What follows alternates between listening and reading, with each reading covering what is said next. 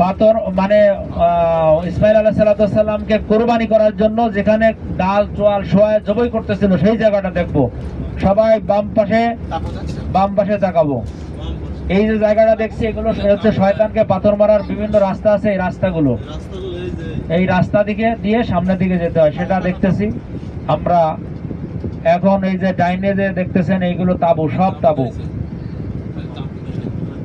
এবার বামের দিকে খেয়াল করেন, এই যে পাহাড়টা দেখা যাচ্ছে, এই পাহাড়ের মধ্যেই একটু বাস স্লো করবে ইনশাআল্লাহ। এখানে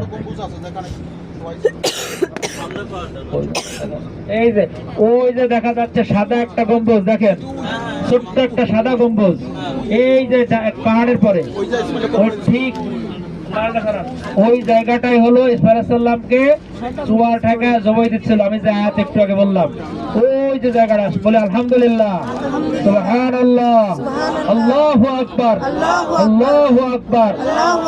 এই যে শয়তানকে পাথর মারতে আল্লাহু আকবার বলে, ওই যে দেখছেন সবাই, ওই জায়গাটা হলো ইব্রাহিম আলাইহিস সালামকে চোয়াল দিয়ে। এখানে জনমানবহীন ছিল তখন। ইব্রাহিম আলাইহিস সালাম যখন ইসমাইল আলাইহিস সালামকে জবাই দিতে আসছিল তখন এখানে কোনো বসতি ছিল না, নির্জন জায়গা ছিল।